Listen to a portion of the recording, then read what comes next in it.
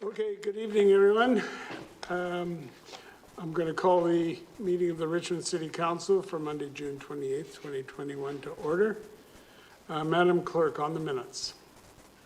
Thank you, Your Worship. If there can be a motion to adopt the minutes of the regular council meeting held on June 14th, adopt the minutes of the special council meeting held on June 21st, and adopt the minutes of the regular council meeting for public hearings held on June 21st. So moved.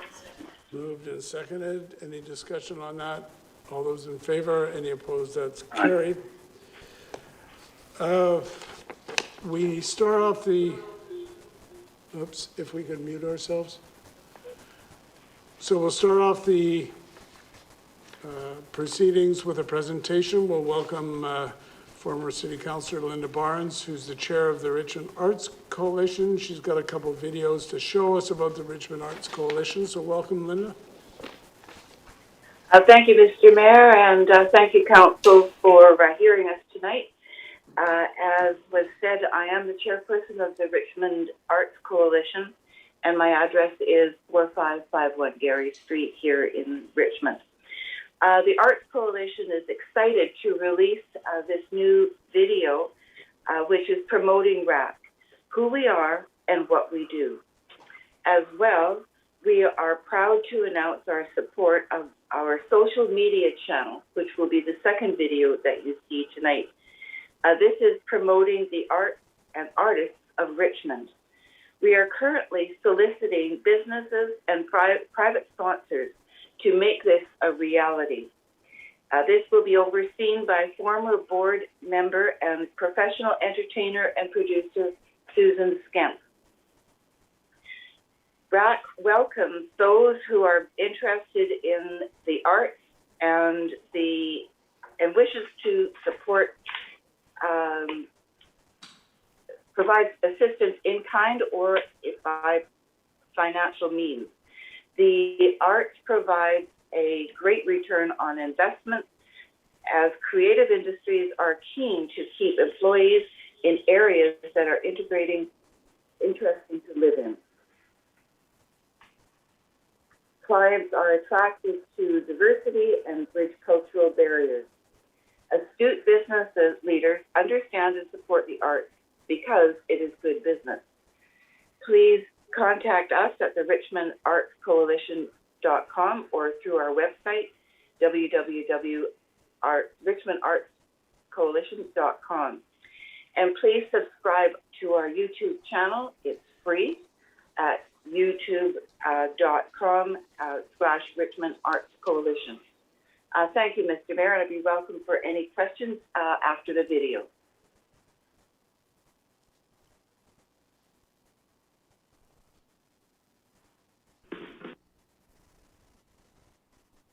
Welcome to the Richmond Arts Coalition. We are your arts voice.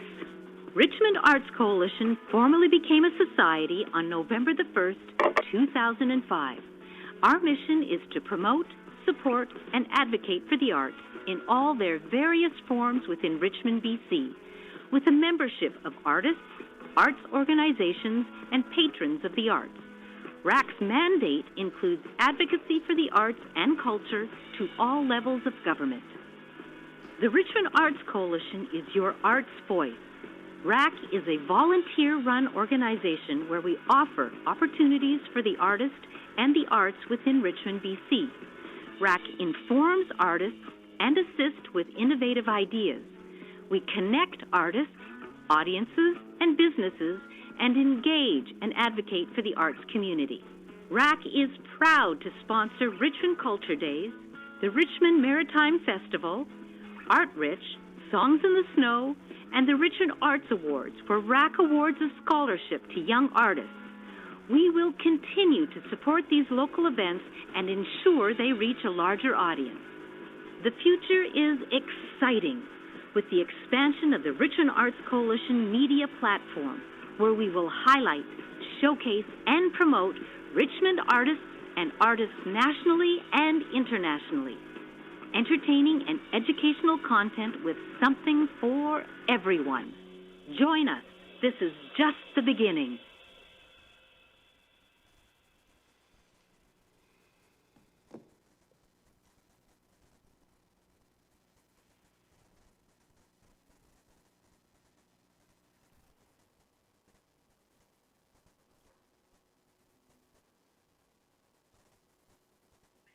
So, Welcome to the Richmond Arts Coalition's Entertainment and Arts Media Channel. We are proud to announce we are launching a new programming format dedicated to the artist and the arts.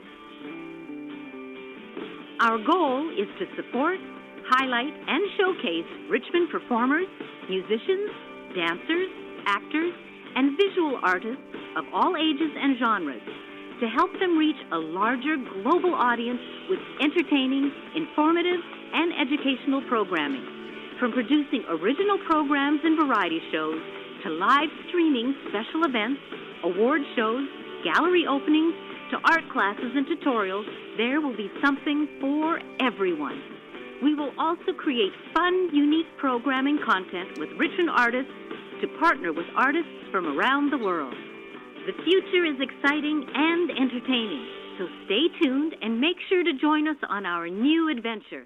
Subscribe, like, and share, and be a part of the magic.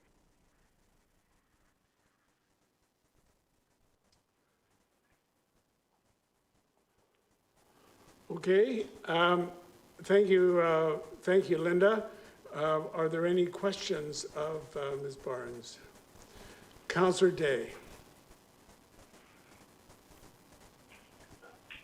Hello, Ms. Barnes. Thank you so much, and thank you for those excellent videos. That was really great to see all the exciting things that you're doing. And, you know, COVID-19 has been a real challenge for everybody and every association, but you've obviously come up with some alternatives. When the restrictions are lifted, do you expect that you'll have a more multifaceted approach to the arts in terms of keeping this, drug going?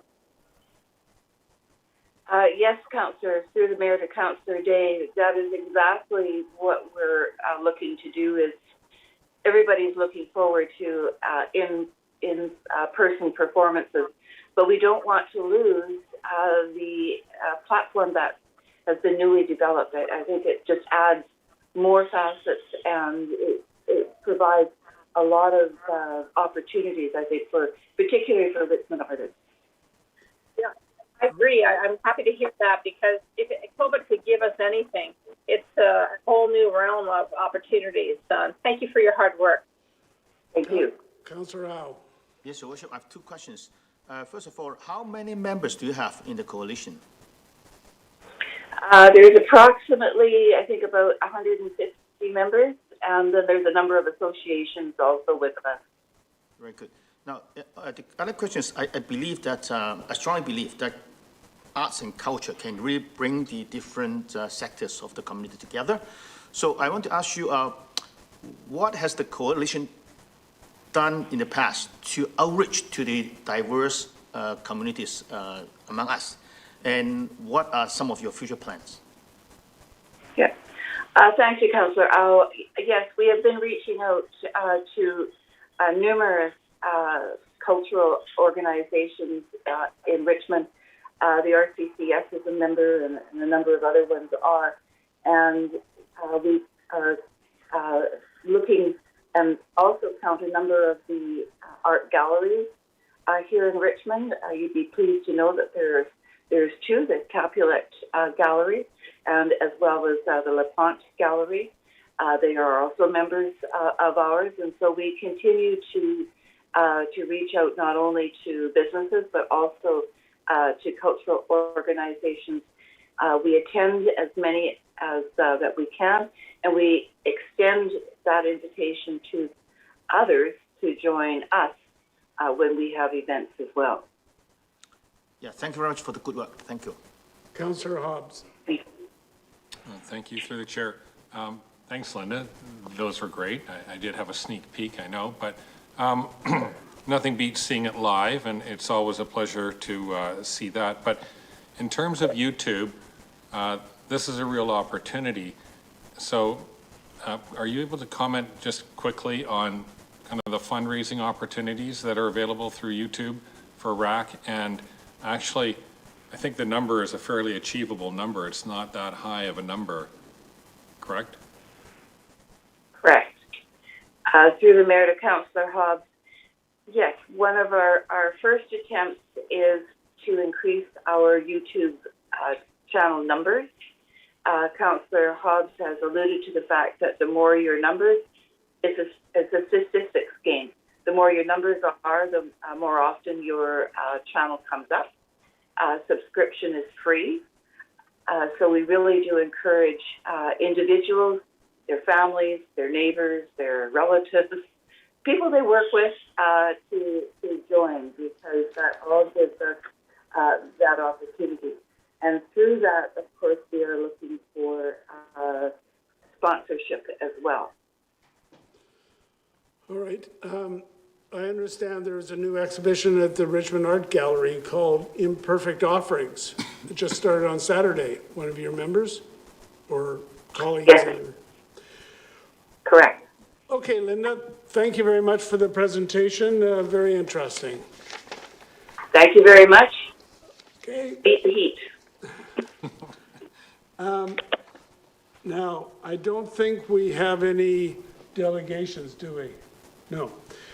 So that brings us to the consent agenda. We have the receipt of committee minutes, 2020 Climate Action Revenue Incentive Program, and the 2021 Program Cancellation Update, 2021 UBCM Community Excellence Awards, support for the 988 Crisis Line, proposed e-scooter pilot project, the annual report for 2020 of recycling and solid waste management, safe and seamless service delivery.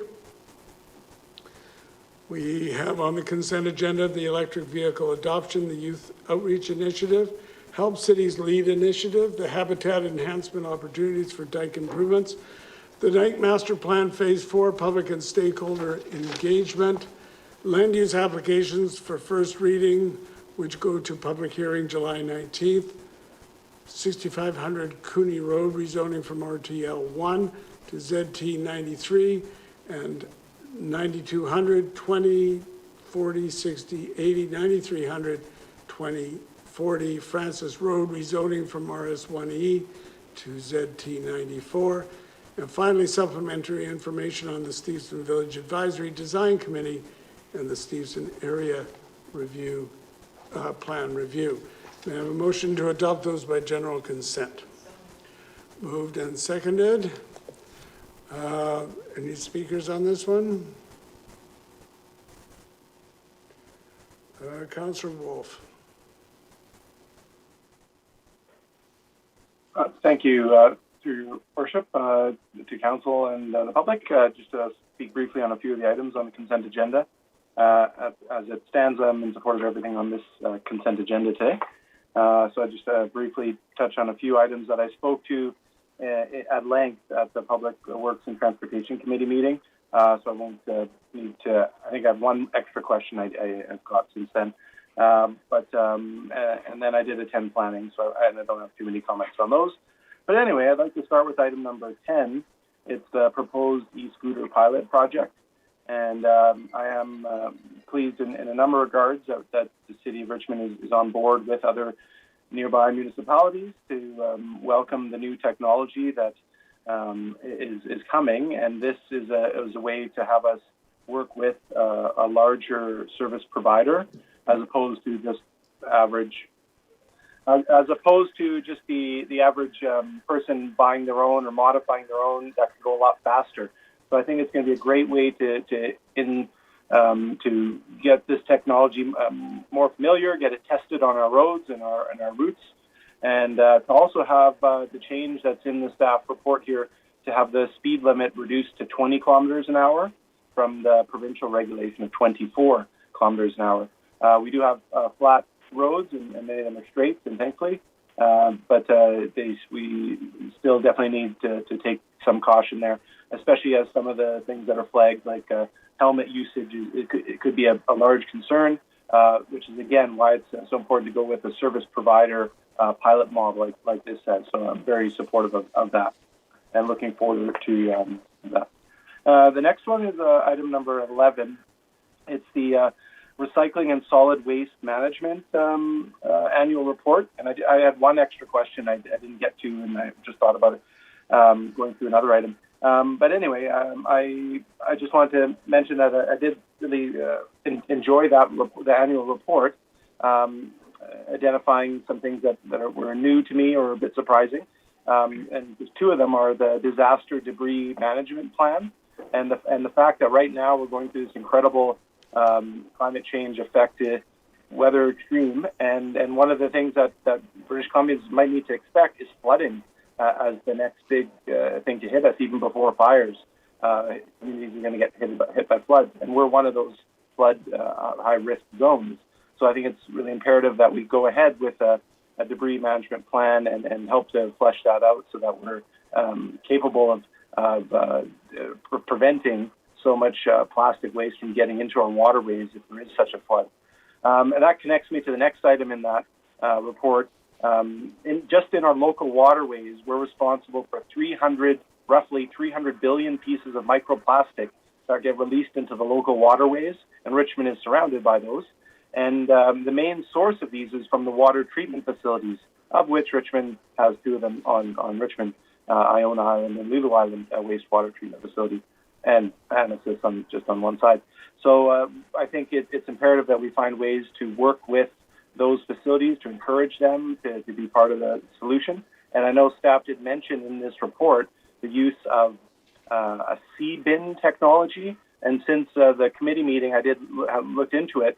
And just to the north of us, Vancouver, they're piloting 3 of them around Granville Island right now. I haven't gotten to see them yet, but apparently they're out there working 24 hours a day with electric pump, and they're skimming the plastic off the surface. And the goal for the city is to have 12 of them just in their waterways. So I'm really pleased that the city staff have identified that technology as something they're looking into, and I hope to hear a recommendation where we can approve a potential pilot in the near future. The item I didn't get a chance to bring up, and I'm not sure if staff could comment on it now, but in the solid waste management report, it did talk about volunteer hours being fairly low for the whole year, about 100 volunteer hours for community cleanups. And I know that the council had a youth engagement program recently, where students came every Wednesday for 6 or 7 weeks. And one of the final project suggestions was to have a pop-up recycle depot out in Hamilton. And I was just thinking of another way to connect youth and volunteering and promoting the good work that the Recycle Depot allows and that our public works staff promote is to perhaps partner that type of initiative where we can host these kind of pop-up events in areas that are away from the Recycle Depot, so people know what they should be saving to take there in one large trip, as opposed to, oh, I got this one item, I don't know what to do, I'll just throw it away. But if we can get youth involved to help educate the families in the neighborhoods and to help spread the project that is the Eco Center to all over the city, I think that's a great initiative. So I don't see any staff basis, so it's okay if you don't comment on it now. Very briefly, a couple more short ones here. I definitely in support of the youth outreach initiative on the electric vehicle. I can't say enough about how impressed I am with the youth I work with in their promotion of electric vehicle education and how they're committed to spend their whole lives only driving electric vehicles. It's pretty neat to hear. Number 14 is the habitat enhancement opportunity for dike improvement project. I've been really interested in having this report come to staff. I was a little bit hesitant when I did first read it because we were going with an option 3, which was the fish habitat bank. And I was most interested in the option that I mentioned, net gain in habitat, because I think that's what's really necessary. But I did learn from staff that by going with the fish habitat bank doesn't mean we can't still do net gain habitat. So I am pleased with that. And I also didn't want this to come forth without it being infused into the next item, which is number 15. That's the Dike Master Plan Phase 4, which is the largest section of the dike, the North Arm, which right now is just 2 lanes, but I'm really pleased that staff's recommendation is to have a future dike with the same road capacity for vehicles, but additional capacity for cyclists and pedestrians separated from the main roadway. And so I'm very pleased that that's the path we're on right now, and we're collecting valuable tax contributions to go towards that, and utility fees and such. And so I think it's a great phase or great public stakeholder engagement. That's what it is on the agenda tonight.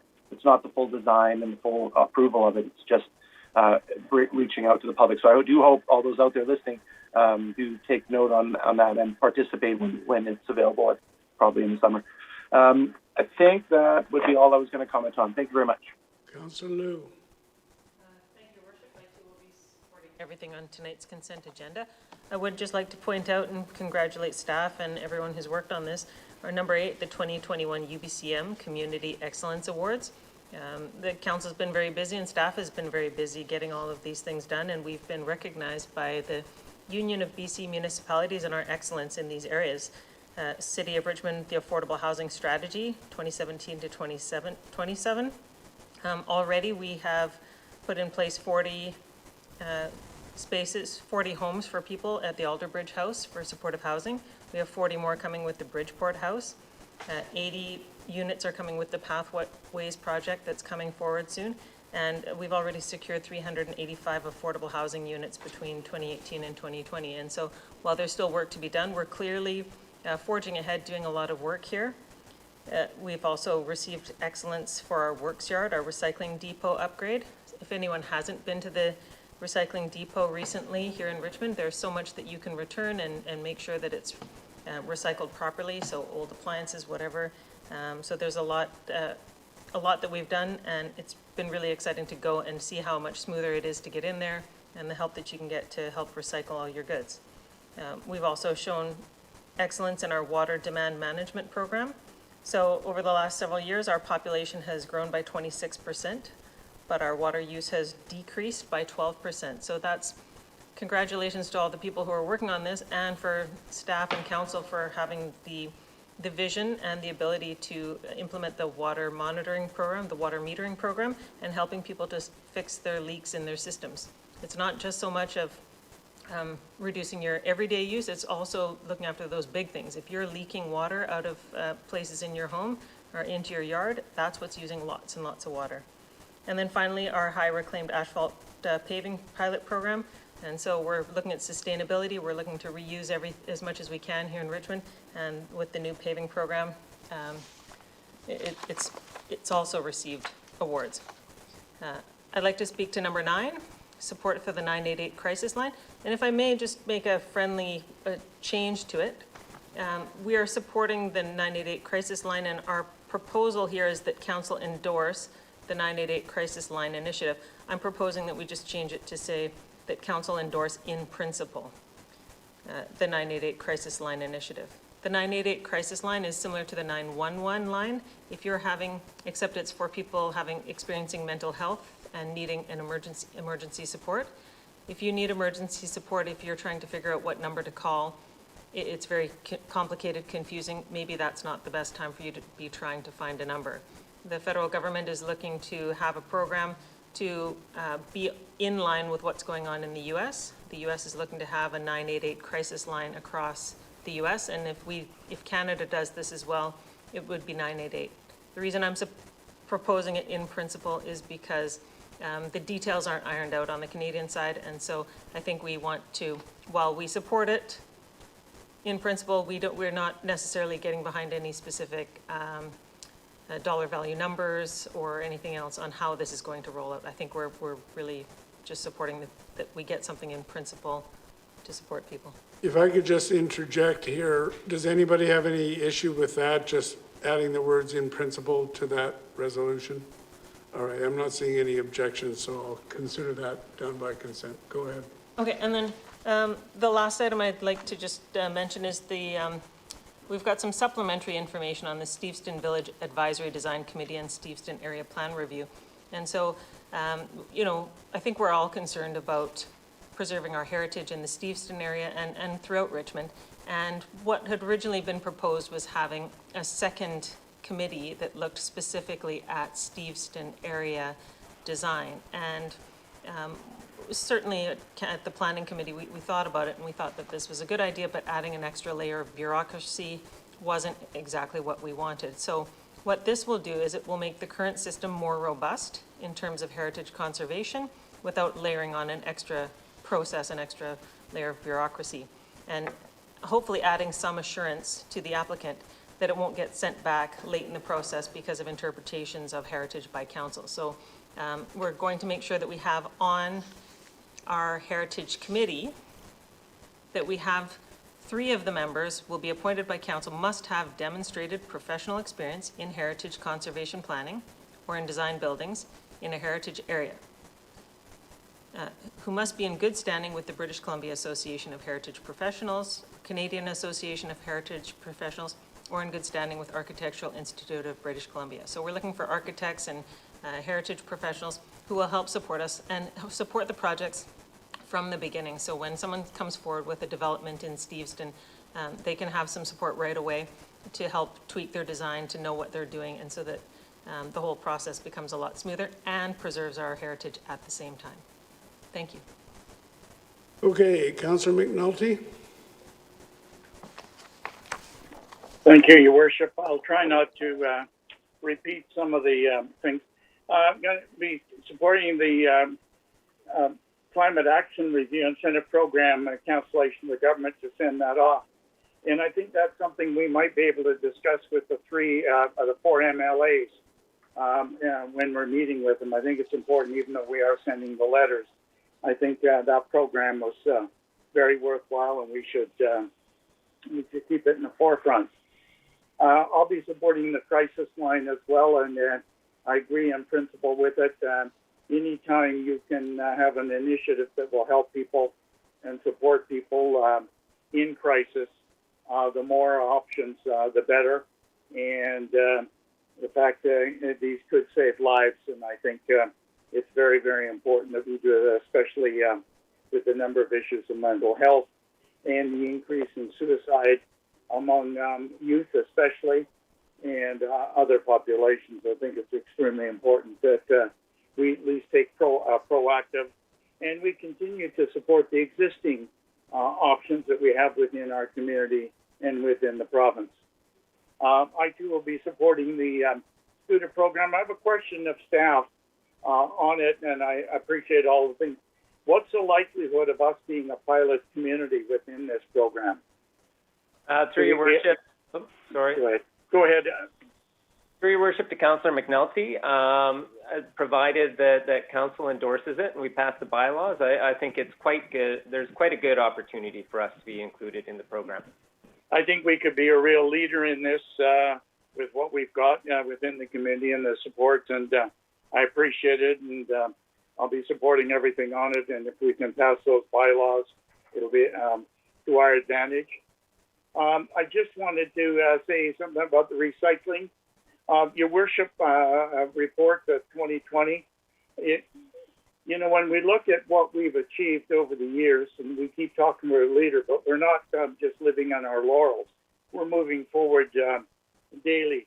When we have 79.3% of single-family homes diverting things, that's a pretty good record. I think the provincial government hopefully will take note, and other municipalities. When I look at the overview of achievements, it's extremely impressive. And it's something I would suggest we put out a press release and let people know what they continue to do. I use the work chart, for example, at least once a week to take things in there. And it starts at 9 o'clock in the morning, and I'm not around at 6 when it closes.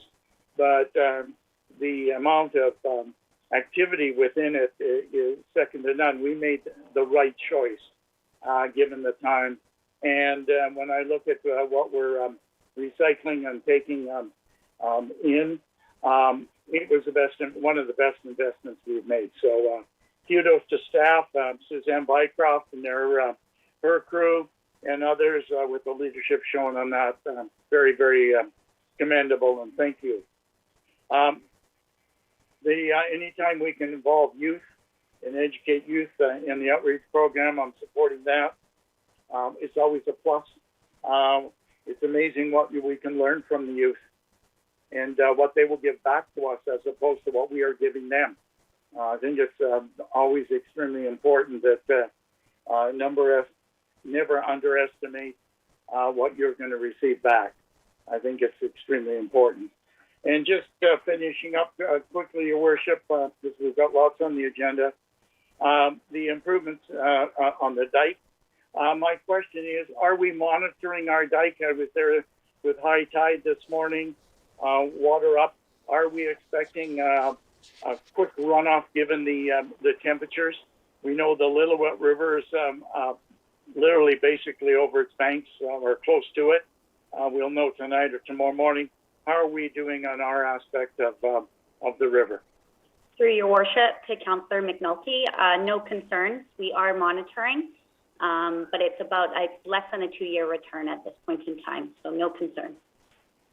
Well, that goes to, if we look at the South Dike and what we've done, the area around Number 5 Road and then over towards Gilbert, I think, and we know we have a yearly dike plan. We put X millions of dollars, I believe it's $12 million a year into the dikes to continue to upgrade. And our goal is to have the upgrade all the way around the island eventually.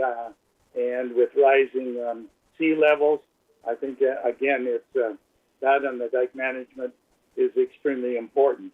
And just finishing up, I want to support Councillor Liu in her comments with regard to Steveston, with the heritage expertise we're adding to the Heritage Advisory Committee. I think better minds and knowledge are only going to help us on it, and we want to keep the heritage in Steveston. And remember, we still have some of the oldest, especially the post office. Now we have, and have retained the oldest postal outlet in Canada. Peggy's Cove was closed in 1977. Harold Steves has the first hammer and the part to it, and that was opened in May of 1890 in the afternoon. And that postal, even though, and it's in the 1905 building of the bank, I think it's some of the things we can be proud of. And go by Dave's Fish and Chips and go inside and look at the wickets in there where Bud Sakamoto has his paintings. Thank you, Your Worship. Okay, Councillor Hobbs. Thank you, through the chair. I too will be speaking just briefly and in support of the consent agenda items. Many comments have already been made. I don't want to repeat them, but on the excellent awards, I think it's just worthwhile for the public to have a look at some of these reports, or at least portions of them, because there's so much excellent information in them. And one that impressed me a lot in the excellent awards that were already mentioned was the 40% reclaimed asphalt in different projects. So I think it's very worthwhile to have a look at that. And in some of the other reports, like the city's lead, it's interesting to read things like a 60% reduction in essentially release of gases into the atmosphere can be attained by simply refitting 3% of existing building stock. I mean, some quite amazing numbers. And things about the Fraser River, which is important to all of us. I knew it was a high number, but I didn't realize that 70% of the Fraser estuary is either diked or drained, which is a concern. The dike refitting on the North Arm has already been discussed, and I agree with the comments made about that.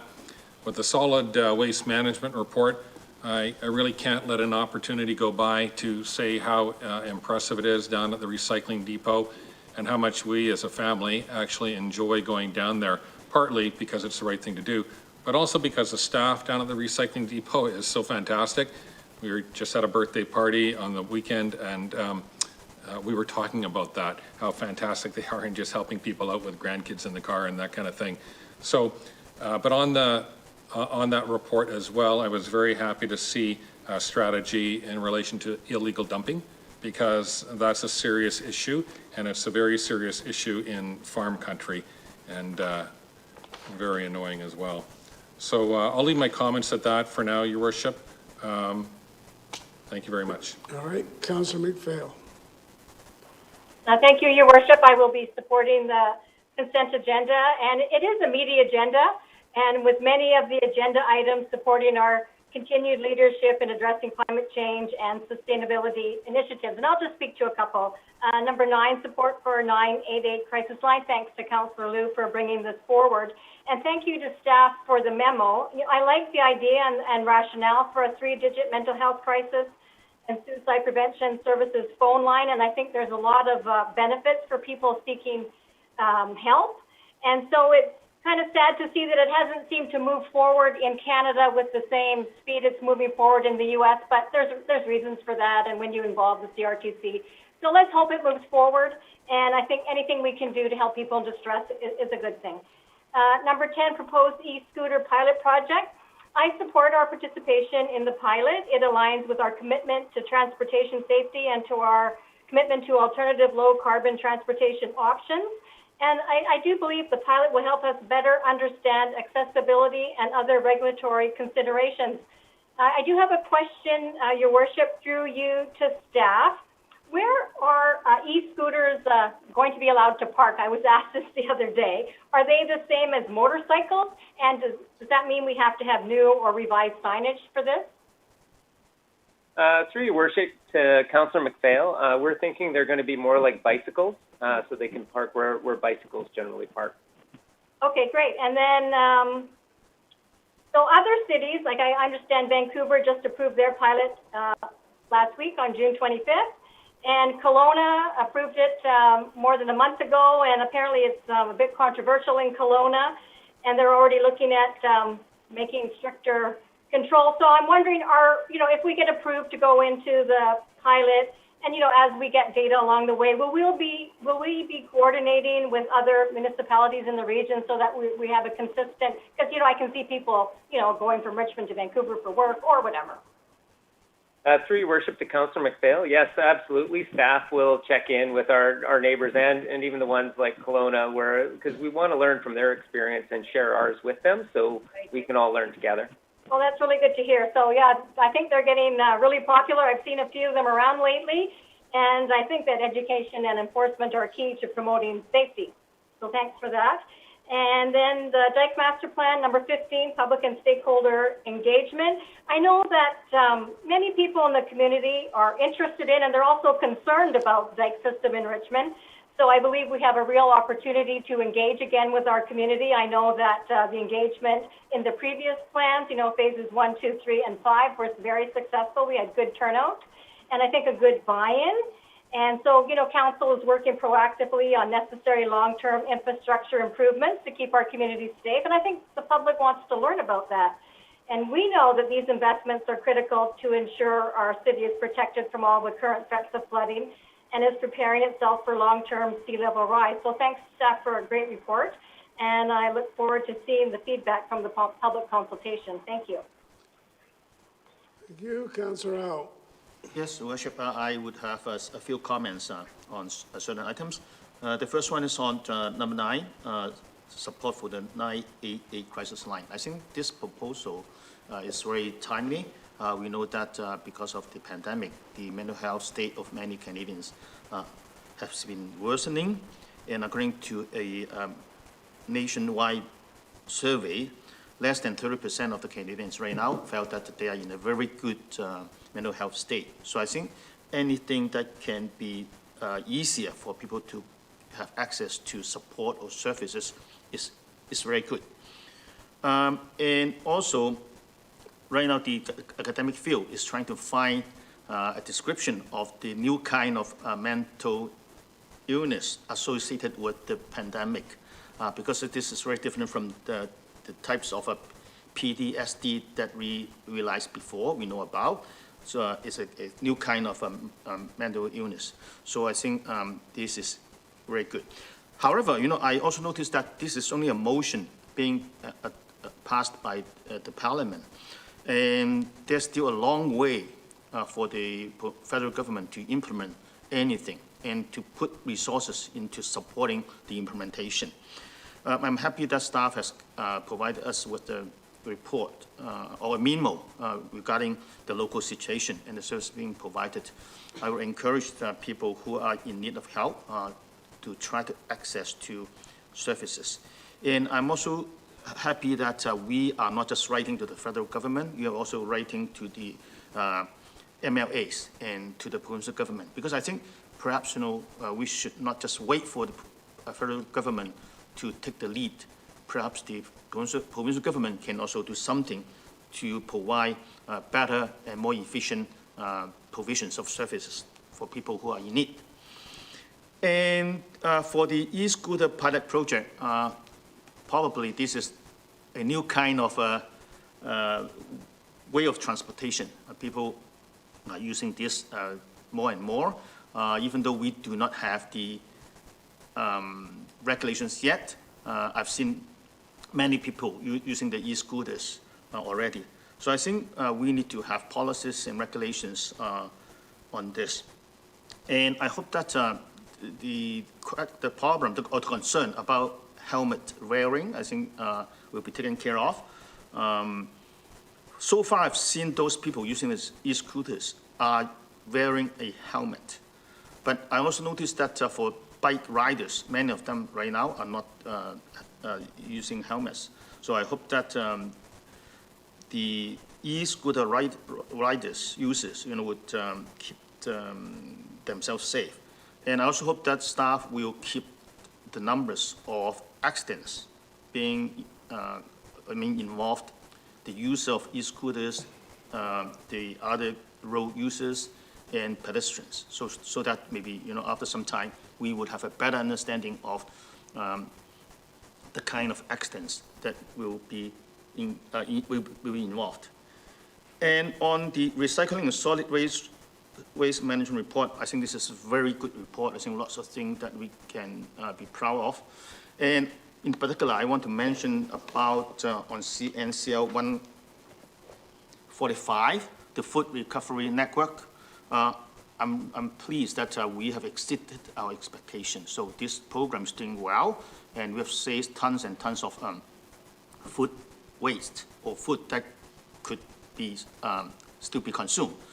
And I think for very small money that we invest into the program, I think we have achieved tremendous result. But I have two questions for staff. The first question is about face mask. Because of the pandemic, people are using more and more the face mask, and I've seen many of the face masks being just dumped, on the streets, in parking lots and things like that. So I don't know what kind of initiative that staff have recommended to the public, and will there be tighter enforcement? Will there be a fine if people just dump their used face mask on the ground? So what is staff doing? Through your worship to Councillor Au, we noticed there was a lot of littering of masks and gloves in the earlier part of the pandemic. And as part of that, we put together a pretty aggressive education campaign advising residents as how to dispose of those properly. So we do advise residents to package those and put them into their garbage so they do not become a litter item nor a potential issue of concern to the collectors that are handling those materials. So there was pretty good compliance with that program. We did an aggressive campaign, and we actually partnered with our other Metro Vancouver Lower Mainland municipal members and doing some consistent messaging on that. People can be ticketed under the Environmental Management Act for littering.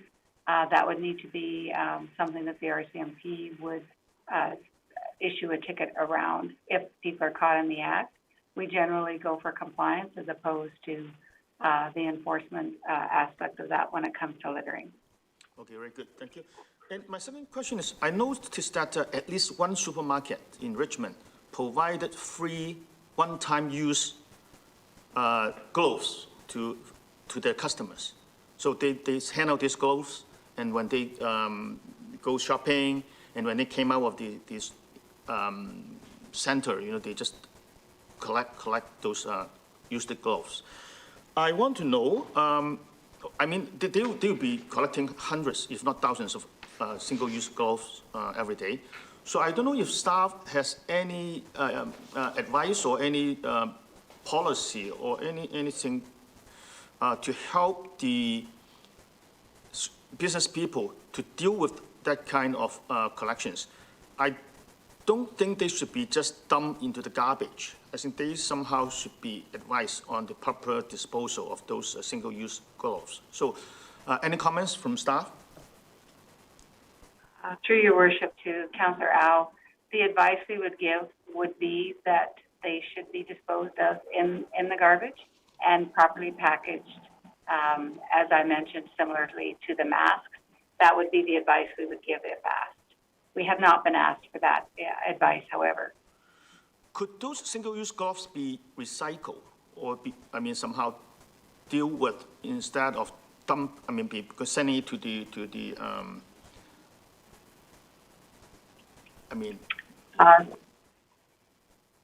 Through your worship to Councillor Au, we are not aware of any options to be able to recycle those types of gloves at this time.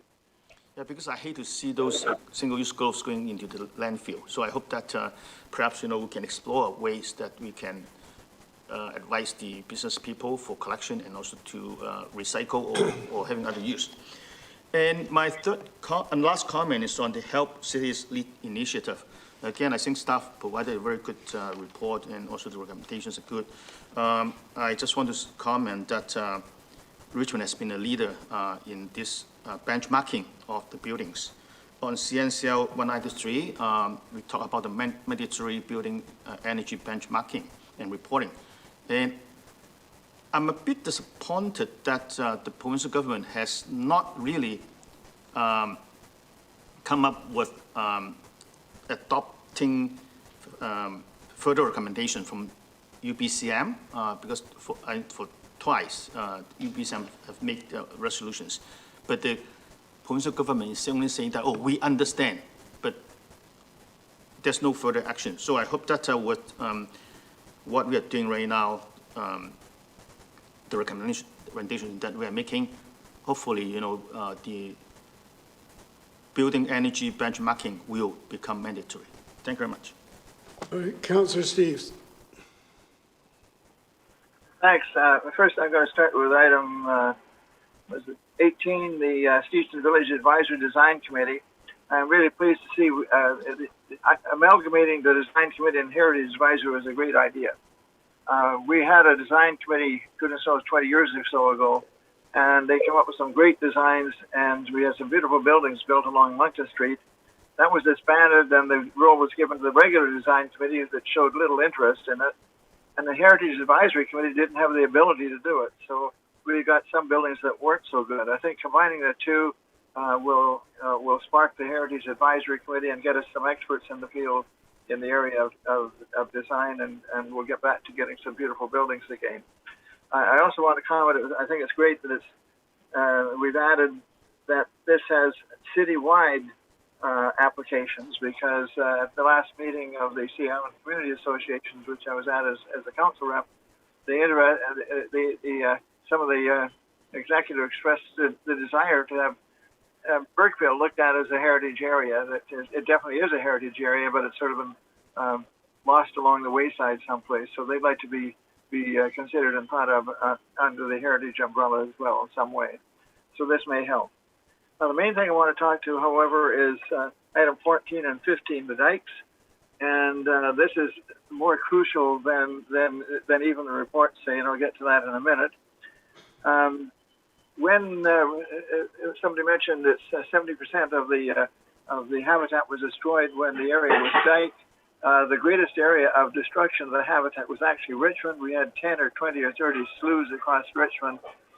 These weren't just habitat; they were at least a third of them were salmon spawning sloughs, and another third was sturgeon sloughs.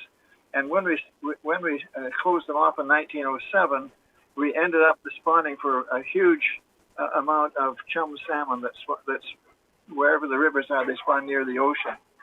And this is more crucial today than it ever was, because the sockeye salmon are dying out.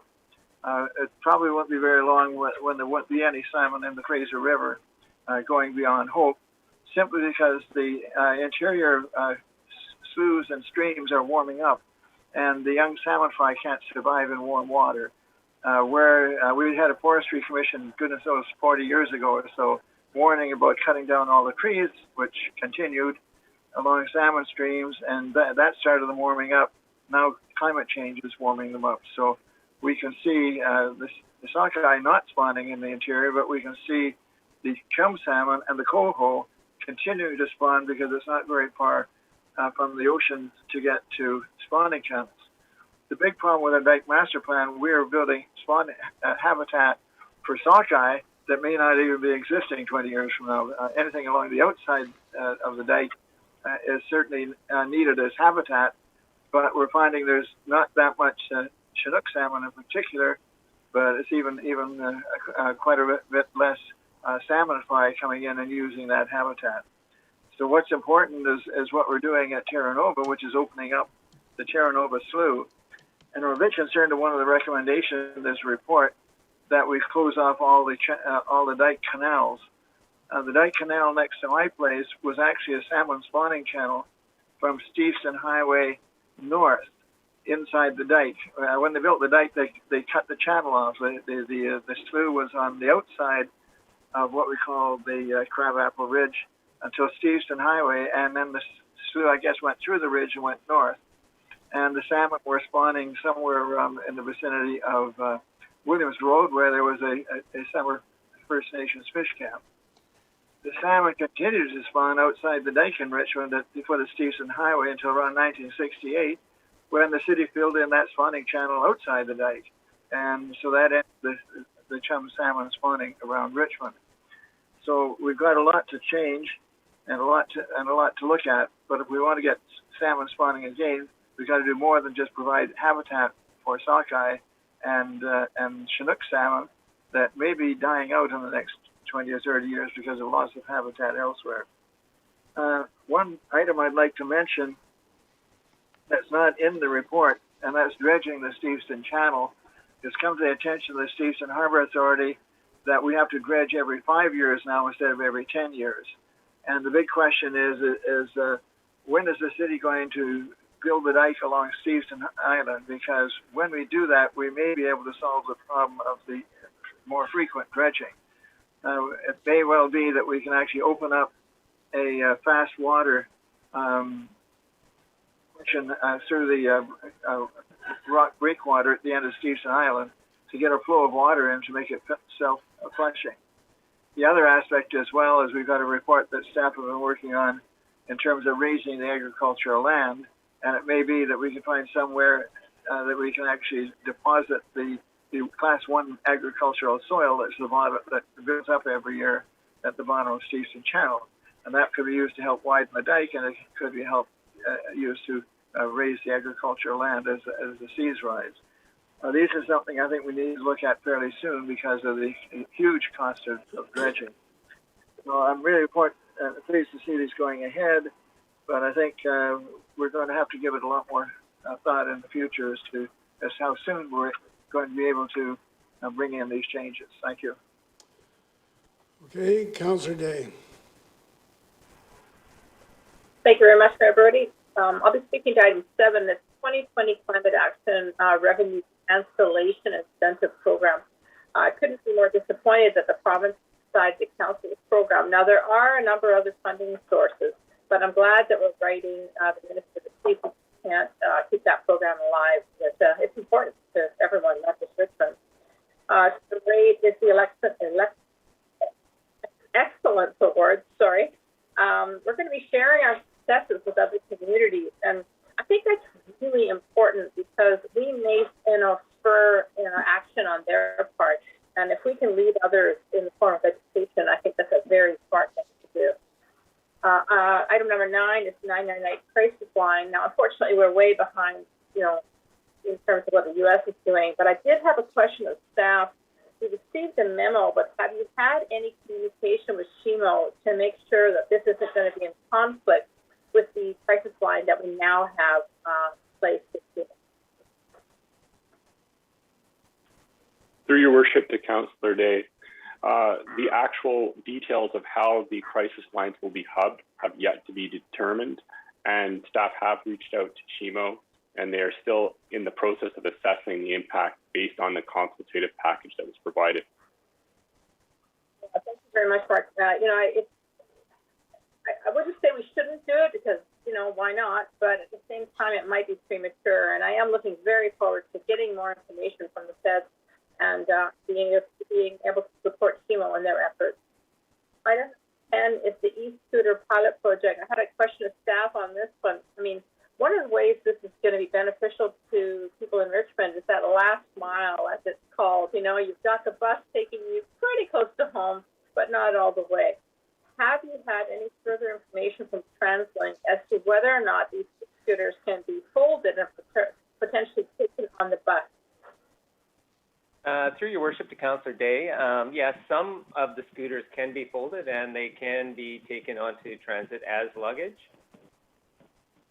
Okay, so I guess the thing to do is to educate people before they go out and buy an e-scooter that this one you can take on the bus and that one you can't. Thank you very much. Item number 11 is recycling and solid waste. Well, we're rocking it out of the park. What can I say? It's great to see. The best chart is on page 145, and this is amazing. This is the result of the first year of the program for the FreshNet program, and that's where they repurpose and recycle food, well, not recycle, but repurpose.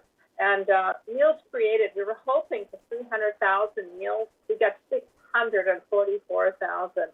We were hoping to divert 225,000 kilograms of food. We diverted 414,000. So we're well above what we were expecting, and this has been an extremely successful program. So I'm just thrilled to share that with everybody. Item number 11 is the habitat enhancement opportunities for the dike. You know, every time we raise the dike, we have to widen the dike. And when we widen the dike, we take away habitat. And that's just, unfortunately, what has to happen because Richmond is at sea level.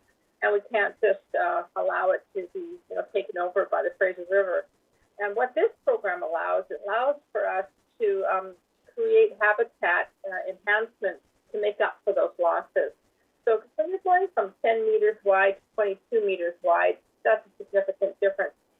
But what does that add? Well, number one, it's safety for the dike will protect Richmond, but it's also allowing for cycling and pedestrians. So dikes don't have to be about, protecting the city of Richmond. They can also be about enhanced, recreational activities. And why not get two bangs for the buck?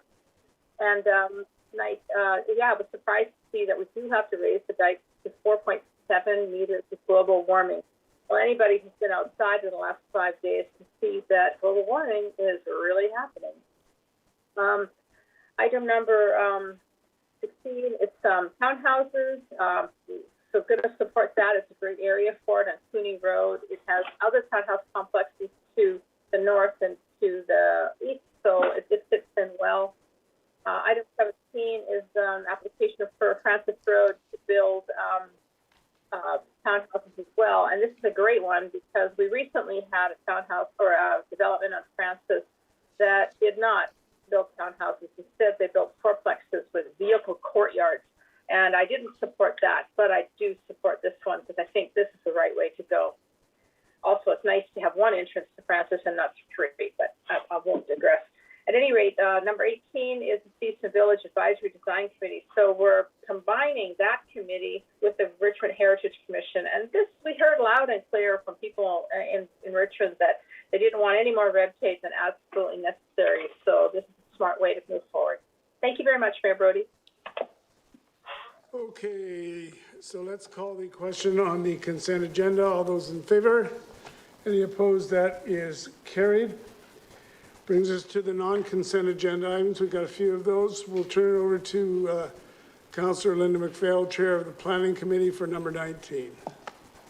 Thank you, Your Worship. Item 19, in-stream rezoning application. The Planning Committee recommendation is that in-stream rezoning applications are grandfathered under the current market rental housing policy and low-end market rental housing regulations and are processed concurrently during the consideration of the new proposed market rental housing policy and low-end market rental housing regulations, and I so move. Moved and seconded. Did you wish to comment? Just briefly, I support that in-stream applications should be grandfathered while we continue the discussions and any potential revisions to the market rental housing policy and low-end market rental housing regulations. Staff supported this, and it was part of their recommendation in the original report, and it was a way to provide the development community a means to adjust. At the last Planning Committee, we discussed used grandfathering in the past when other policies or regulations changed, so this is not new or precedent setting. For me, process and policy are important. I believe that this is fair and provides openness, transparency to the process, as well as good governance. Thank you.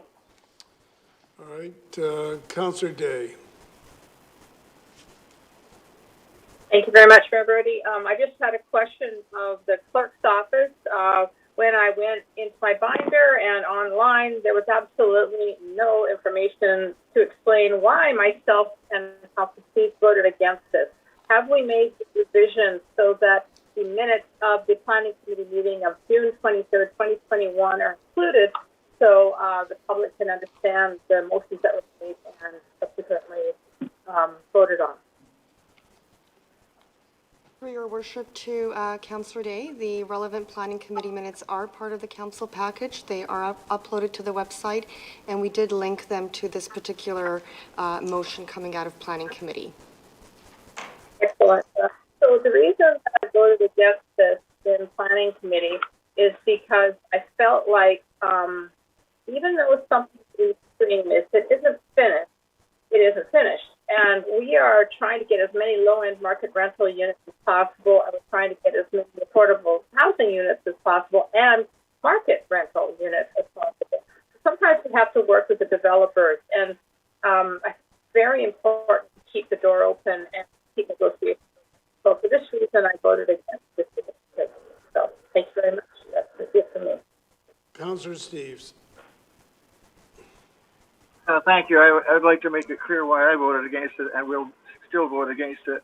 I'm totally opposed to grandfathering the in-stream applications in this case. The longer it is taken over a number of years to work on the housing agreement, the longer it is taken, the more valuable the property has become. The property has increased in such great value that they can afford to do exactly what we want. So we're giving them a gift. At one time, we used to, when we did a rezoning, we required 80% of the lift. And if we're going to rezone these properties now and the lift has doubled, which it probably has since we began talking about it, we should be getting some major benefits. And I suggest those major benefits should be in affordable, regular and affordable rental housing. So I'm totally opposed to it. The city should get the lift. We should get the housing. Councillor Liu. Thank you, Worship. I will be supporting this, and actually that was my motion. This was originally in the package. Many of the councillors were supporting the recommendation for the low-end market rental and the market rental. And in that whole package included grandfathering the in-stream applications. And so we have a number of in-stream applications that have been held up because of this. And I don't think it's fair to stop our in-stream applications while we move the goalposts around. And so I will be supporting this. Councillor Au. Your Worship, I will not be supporting this motion, this recommendation. The reason being that the order of things is not right. I believe that we should know what we are changing, the kind of decisions that are making on the new policy, before we talk about grandfathering or not. And at this point, we don't know, number one, what are the changes? Will there be changes? And to talk about grandfathering now is too early. And if we are honest to ourselves, we have not been grandfathering in every case. We have numerous examples that we change the rule when we make a new decision and then apply it to individual cases. So, as I said, I believe that the order of things is not right. And also, by grandfathering at this point, we do not know what kind of opportunities are we giving up. So this is very important. And we all know that the discussion about whether or not we should increase the percentage of the requirements and make it mandatory comes from a major development project on Garden City and Canby. So this is an opportunity for us to secure more rental units and to say that we grandfather the project. We are giving up the opportunity. So I think we have to know what we are giving up, before we do that. Furthermore, I would argue that instead of grandfathering in, we have other options. Perhaps, I'm in favor of a phase-in approach. Instead of having a cutoff day saying that, okay, before this day is 0 increase, and after this day, is 100% increase according to the new rule. Perhaps we can talk about a phase-in approach. Okay, so when we pass the new regulations, so for the first year, we may say this percentage, and then we progressively meeting our final target over a number of years. So that could be another approach for the implementation. So I would argue that before we have those issues being discussed and clarified, to grandfather the current projects in stream would be a problem. So on those reasons, I'm going to oppose this motion. Councillor Hobbs. Well, thank you, through the chair.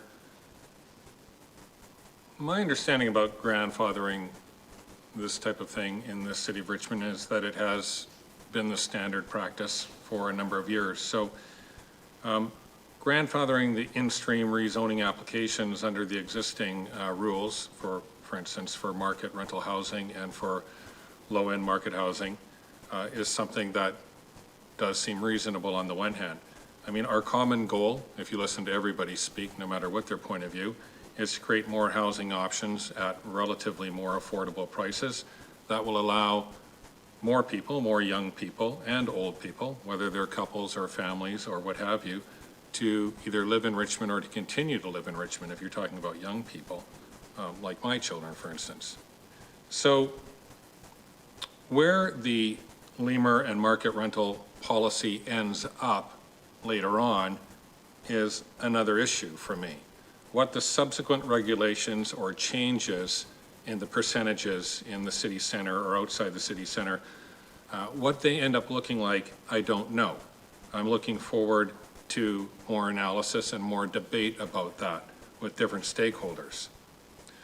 But I do know one thing about life in general and the application of law, whether it's criminal law or civil law, whether it's regulations or administrative law. And that is, in a very general sense, law is supposed to be applied equally, fairly, and objectively. And one of the principles that has to be applied as well is consistency. So to me, applying anything retroactively is problematic. In criminal law, you just can't do it. In civil law, it's a little bit more vague. And in regulations and bylaws and that type of thing, it's perhaps even slightly more vague than civil law. But the idea of equality and predictability and legal certainty for anybody is not new. It goes way back. It goes back to Cicero in Rome, and it goes to beyond him as well. So grandfathering is something like an acquired right, and it does exist. And for me, the principle of operating in good faith is crucial. So in this situation, with these applications, I will be supporting the grandfathering and the motion here today. Thank you.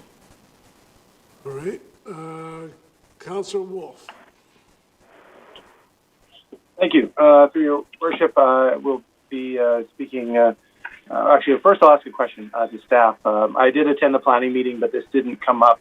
And council did get a memo, and so this is a question to staff about the memo we received on multifamily residential units, because I think it applies directly to this item. We were given two lists. One that was developments, multifamily developments that have already been constructed or are under construction, and the other was a list of the largest 15 that were being proposed, which I think would be under this item today grandfathered so that they would secure their percentage. My question is, is it correct that this would apply to both types that are in that 15? So I'm just going to read out the name of the two sub-lists, and I just want to know, would the grandfathering apply to both types? So the first type is development under review and not approved by council.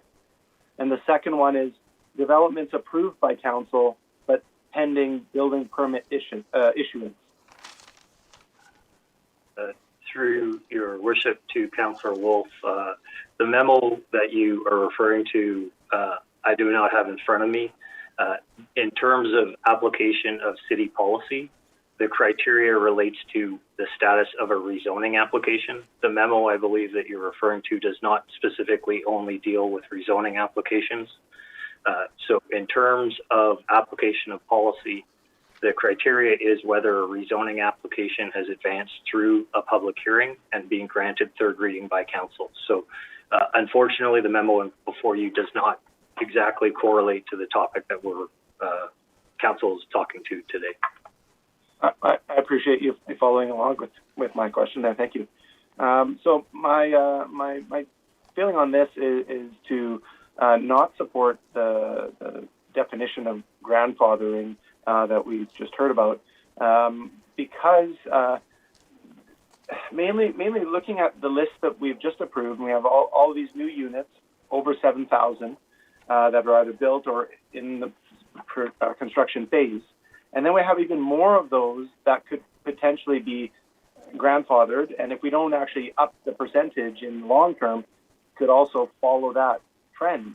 And I think that's the issue. We have a trend that's going not in the direction that suits our existing residents, where people want to live close to where they know, where they've always been, and they have to move hours away.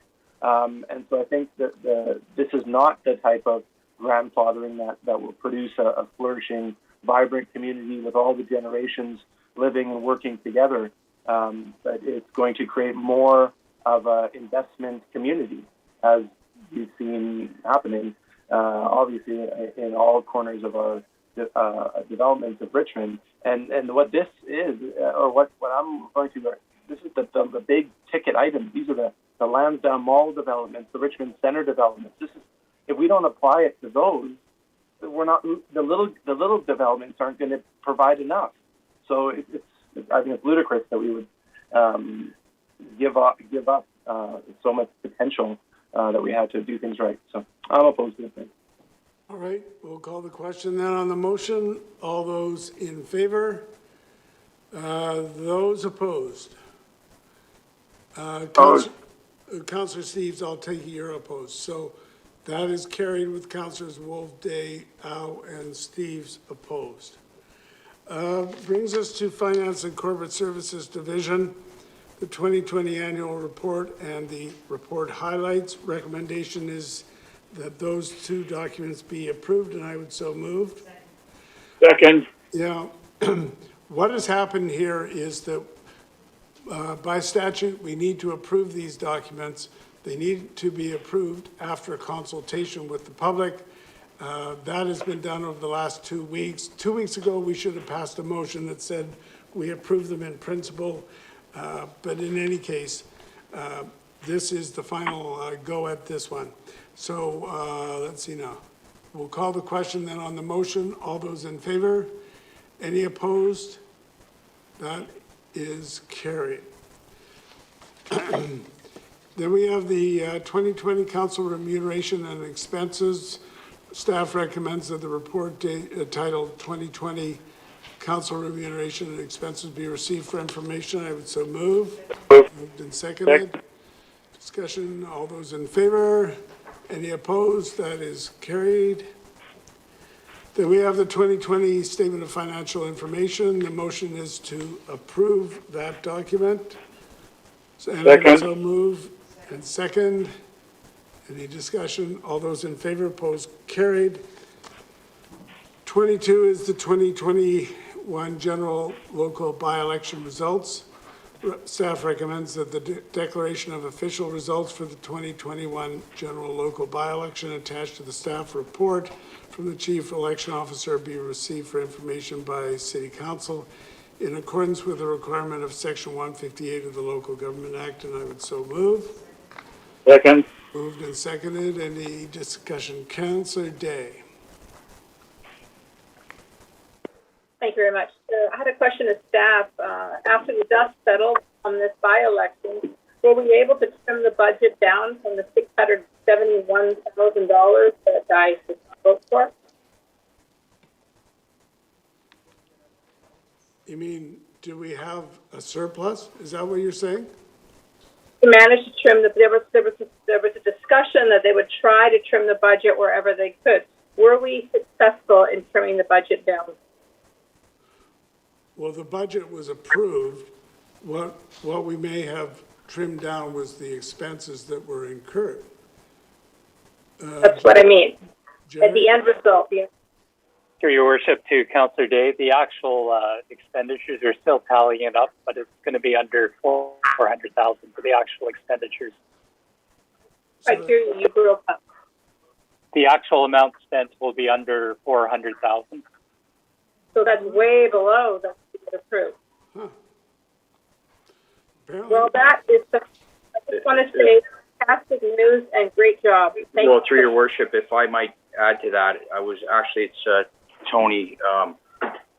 Claudia Jessen, the city clerk, has done a more recent tabulation. There were some expenses related to staffing that may not have been included in the amount that Mr. Chong referred to. So I'd rather Claudia speak to the issue. Well, why don't we get some finality to it, and then our clerk can give us the information, okay? So let's call the question on the motion. All those in favor? Any opposed? That's carried.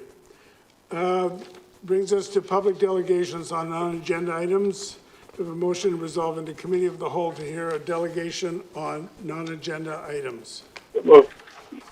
Moved and seconded. All those in favor, opposed, carried. We have one such matter. We'll invite Harmon Ball, Richmond resident, to present a proposal on traffic calming measures on Barnes Drive. And Mr. Ball, I would ask that you identify yourself, and delegations are given 5 minutes. Hi, good evening. My name is Harmon Ball. I'm a resident here in Richmond at 12420 Barnes Drive. Firstly, I just want to say thank you for the opportunity. I've written this out, so it should be a little less than 5 minutes. So as many of you know, I've been requesting traffic calming measures for our neighborhood through the Department of Transportation for several months. At this point, I believe I'm asking for simple approval of one minor change, which I believe would help significantly. The change that I'm requesting is for the city to replace suggested 30-kilometer-an-hour signage on the corner of Barnes Drive to a designated 30-kilometer-an-hour signage. Currently, there is suggested signage there of 30 kilometers an hour on both sides of the corner, and I'm asking the city to replace both with the white 30-kilometer-an-hour signage, which makes the speed limit official. This specific corner now has a cul-de-sac where a lot of residents, children gather on a regular basis, and generally I've reached out to about 10 households who I had contact information for, and each household has about between 2 to 5 kids each. So if we look at that conservatively, we've got 2 kids per household. That's 20 children that play around this cul-de-sac, whose families have all requested changes through email to the Department of Transportation. The Department of Transportation has stated that there are some households that do not want any changes in terms of speed limit. However, those households that are opposing the changes account for 0.077% of the neighborhood, and none of those households have school-age children. It's important to understand that every family with school-age children feel concerned, and I echo that concern. I don't believe under any circumstances this specific corner speed should be more than 30 kilometers an hour. because of two very legitimate reasons. One, the corner is really sharp. It's hard to see around the corner. And there are way too many children that can potentially be harmed by a car going too fast or a driver that's preoccupied and doesn't have time to react to a child on the street. As a parent, I don't think that I should have to spend so much time and effort for a simple change which does not cost the city significant amounts of money. The poles are already in place. The signage just needs to be replaced. There's absolutely no major cost involved in this. And again, as a parent and with over 20 children's parents concerned, I hope the city can consider this change. We're all concerned, and the neighbors that are complaining about this have no legitimate reason to be complaining or even driving above 30 kilometers in that specific location. It's not possible. I've got recorded evidence of vehicles taking the turn super fast, trucks, Amazon delivery drivers, Uber Eats drivers. Like, that corner is very hard to see past when you're coming around the corner. And I've been going through this for a very long time with the department, and no parent should have to jump through all these hoops to try and keep their kids safe or allowing them to play outside. So I'm not sure how this works because I've never done this before, but I'm here to, request the city to help make this change, however that process works. Many municipalities and the province are leaning towards 30 kilometers in all residential areas, and eventually I believe this will be legislation. Many studies prove that 30 kilometers an hour is much safer, and there's no need to be driving the same speed on number 5 road or Houston Highway that you drive within a neighborhood that has children playing every day. That corner cannot handle 50 kilometers an hour. It's just absurd. Again, I'm not sure how this works, but I hope we can implement this change quite quickly because with the summer weather upon us, the number of children playing outside grows significantly. My kids are already asking for their friends to come over and play with them over the summer holidays as restrictions ease, and it's quite concerning that something so simple that doesn't cost a significant amount of money it's such a lengthy process. And I understand there are processes and procedures that we need to do, but this isn't something that I believe is a huge issue. All right. Now, we've got a couple questions, but first of all, to staff, Mr. Ball has said he wants this 30-kilometer-an-hour sign. I take it that that's what we're going to be advising or consulting the neighborhood on starting in the next few days, isn't it? Your Worship, yeah, absolutely. We, based on public feedback from the neighborhood, we started a public process there. We've had 2 public meetings, and we now have a survey that we actually sent out today to the neighborhood based on their comments at the public meeting. All right, we've got a question from Councillor McNulty. Yeah, thank you, and thank you, staff, because I knew you were on top of it. To Mr. Ball, how many signs in what locations do you see there? You alluded to one sign, and given the nature of Barnes Drive and Fleury Drive, you would require more than one, correct? So currently there's 2 signs, one on either side of that cul-de-sac, and I'm just requesting for those 2 to change, nothing more than that. I'd like to, if I'm permitted to, I'd like to respond to that petition or survey that's going out. A lot of residents... Sir, you're not being asked that. Okay. You can respond So to you the only, petition if I'm, later. yeah. So you only need 2 signs. I would suggest you maybe need more. The other thing I would ask as a question to you, you need to do some field work. If we've got a survey going out, make sure that we get your feedback specifically and your neighbors' feedback. I agree with you that a couple signs we would make, et cetera, if that was the case, but we need to have that information from your neighborhood. Right. And I hope that you'll take the leadership to do so. All right, Councillor Day.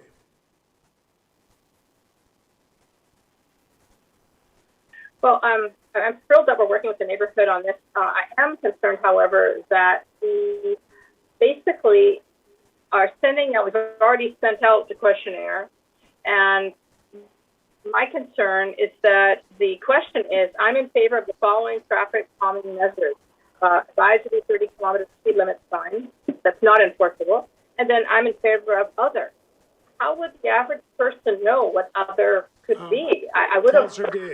Councillor Day, this is a question of the delegation. If you have a question of staff, that will wait.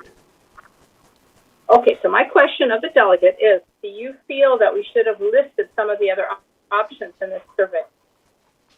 Yeah, I think the survey should have been a little bit more in-depth, and the other problem with the survey is that it's not going to residents that are tenants, it's just going to homeowners, and a lot of the homeowners don't have children. So I don't think that that survey or that letter going out is going to be able to get to the families that have children because they're not the homeowners. So that's one of my major concerns. Like, if we're sending out this letter, it needs to be a fair letter that goes out to everyone that has kids and is affected. Like, community involves everyone, not just taxpayers. Like, it involves tenants as well. All right. So my question to staff then is, can we... No. We will excuse Mr. Ball. Thank you very much. Now, Councillor Day, you have a question of staff. Yes, thank you very much, Mr. B. I appreciate you taking the initiative on this, and that's great, but I am concerned that, well, number one, that it should go to every household, even if there's two suites, like maybe a basement suite, an upper suite, it should go to every single household. And secondly, if we're going to say I'm in favor of the following traffic calming measures, list other, I think we should explain what other would look like. Can you read through the survey? Through your worship, Councillor Day, to be honest, we've had 2 meetings with the neighborhood that were well attended. We've had 13 out of the 52 residents at one meeting and 9 at the second.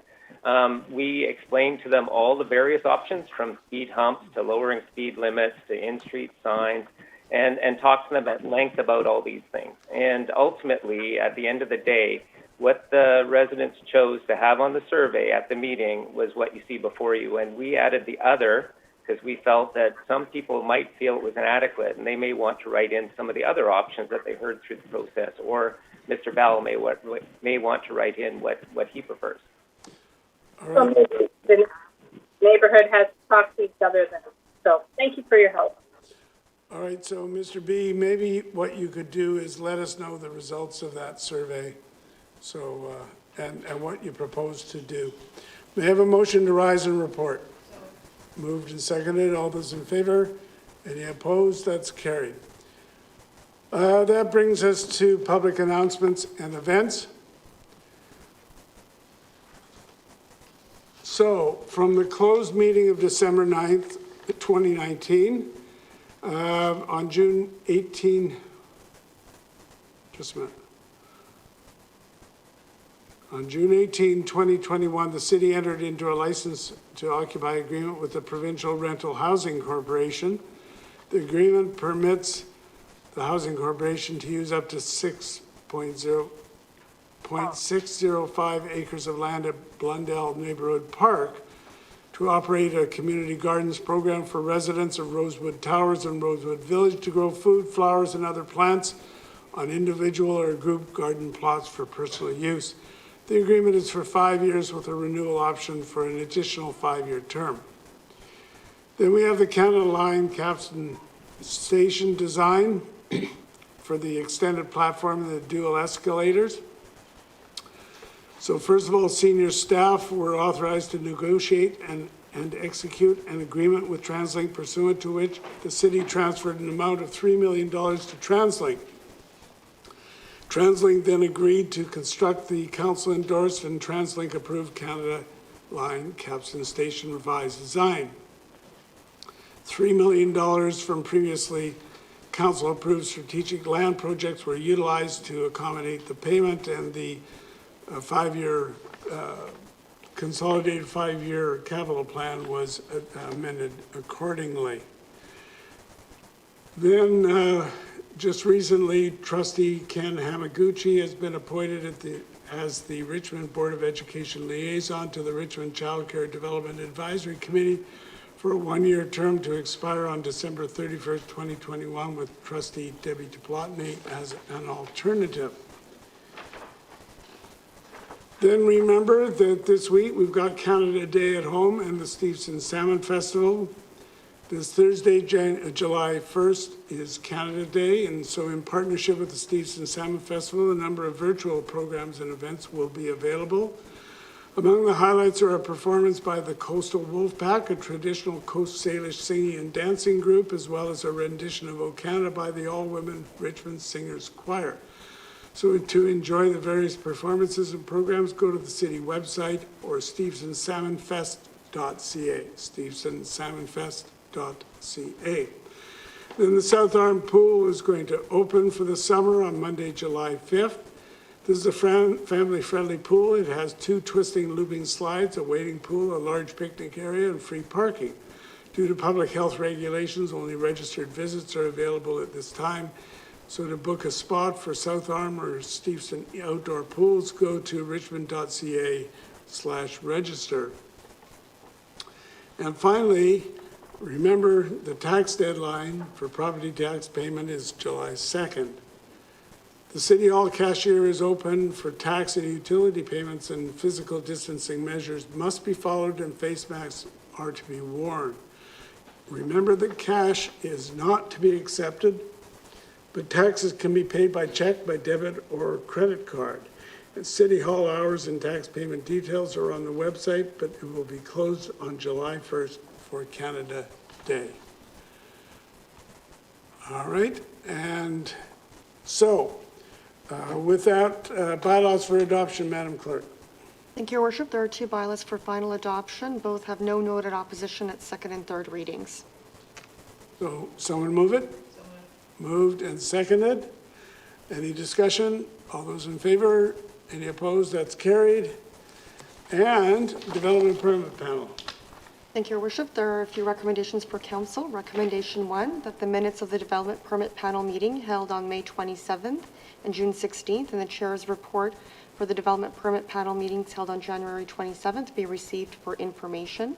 Recommendation 2, that the recommendation of the panel to authorize the issuance of a development variance permit for the property at 6460 Number 5 Road be endorsed and the permit so issued. And recommendation 3, that the recommendation of the panel regarding the proposed Capstan Canada Line Station as noted below be endorsed, that the applicant continue to coordinate and work with staff for further design development with regard to the 4 areas identified in the staff memorandum, which include the activation of the north side of the proposed Capstan Canada Line Station, service use mitigation, public realm coordination, and bird strike mitigation. Someone move it? Moved and seconded. Councillor Wolf. Thank you very much, Your Worship. I just have one question to staff, and as the Mayor just announced during the public announcements on this item, the amount of money that the city's contributed to that. So my question is, and I can't refer to a page, it's way back in our, probably page 850 or something. There's no numbers on it at all, but it talks about where the city was communicating with TransLink. And this is specifically on the third item on the DPP, and the last part of it, the bird strike mitigation. So if the city's contributed so much money, are we asking that some of those dollars goes into putting the bird strike mitigation, or are we asking TransLink to come up with money above to do that? Because when I read in the report here the kind of back and forth between the city and TransLink, it seems like the city really deems it necessary, but TransLink says they'll monitor it and have a professional observe, and if the need be, they'll do retrofits later, which would cost more money on top. Let's get an answer. Thank you, through your worship, to Councillor Wolf. With respect to the bird strike mitigation, that was an issue that was identified by the advisory design panel. We did press TransLink on that matter. They have since gone out and engaged a qualified environmental professional to look at the situation. They have assessed that risk as low and have committed to further monitoring the situation, and that they will make retrofits should it become a challenge down the road. So they have committed to monitoring the situation over time, and that if there are issues, that the retrofits will be made. Thank you. Then just a quick follow-up on that. Then, is it possible that we specify some of the money we've contributed to go directly to that, or would we have to top it up? Like, was that at all part of the conversation, that they're out of money, they can't do it? Or like, if there was some seed money from the city for this purpose, could it be done ahead of time? Let's get an answer. Through your worship, to Councillor Wolf, the money that was committed at this time was specific to the extensions of the platforms, as well as the dual escalator situation. Staff has not had any discussions to date with TransLink about committing specific dollars to that, to bird strike mitigation.